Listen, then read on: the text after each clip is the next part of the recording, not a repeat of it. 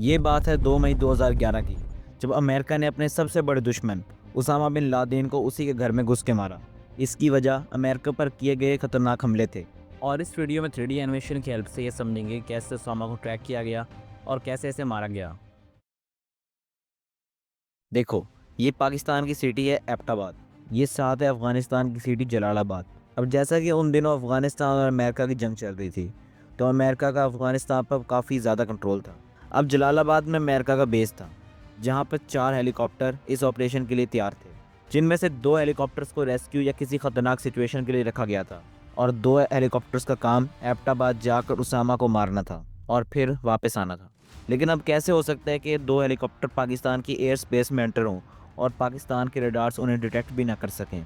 इसकी वजह ये है कि इन हेलीकॉप्टर्स को बहुत एडवांस टेक्नोलॉजी से बनाया गया था और इनके अंदर इतने ज़बरदस्त फीचर थे कि रडार इनको ट्रैक भी नहीं कर सकते थे। इस ऑपरेशन में अमेरिका ने अपने सबसे बेस्ट कमांडोज सील्स को यूज़ किया। अब रात के करीबन 1 बजे वो जलालाबाद से एबटाबाद उसामा के घर पर पहुंचते हैं और कुछ सील्स को उसामा के घर के बाहर उतार देते हैं और बाकी बचे सील्स को उसके घर की छत पर उतार देते हैं। अब ये हेलीकॉप्टर है जिसका नाम चौक 2 था, वहाँ से थोड़ा दूर किसी और लोकेशन पर चला जाता है और अब आता है दूसरा हेलीकॉप्टर चौक 1। लेकिन हवा के फ्लो में ख़राबी आने की वजह से ये हेलीकॉप्टर यहाँ आके क्रैश हो गया, जिससे इसकी टेल इससे अलग हो जाती है। लेकिन इसमें बैठे 12 सील्स बिल्कुल सही सलामत होते हैं।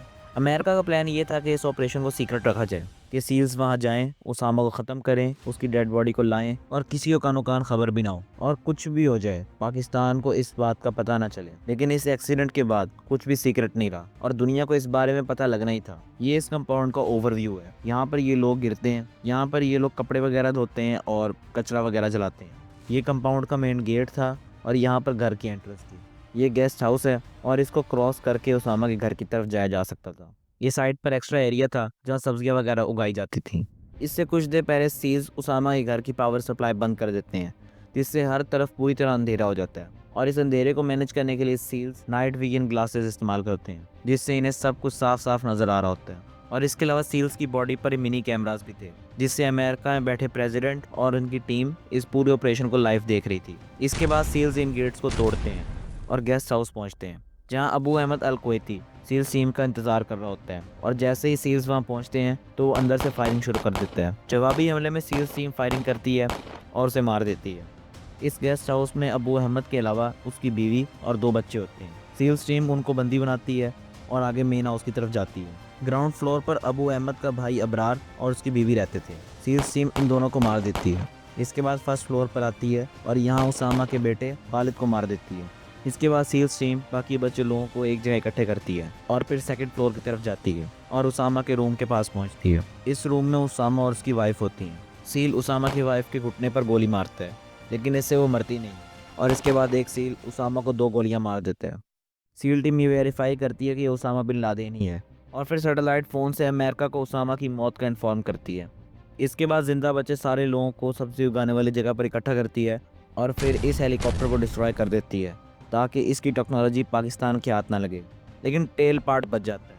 इसके बाद बैकअप वाले 2 हेलीकॉप्टर्स में से एक वहां आ जाता है और सारे के सारे सील्स हेलीकॉप्टर्स में बैठकर उसामा की बॉडी और उसके कुछ सामान को अपने साथ जलालाबाद ले जाते हैं और इसका डीएनए टेस्ट करते हैं और वेरिफिकेशन के बाद इसकी बॉडी को प्रॉपर इस्लामिक रूल्स के साथ समंदर में डाल देते हैं और यूं उसामा का दी एंड हो जाता है।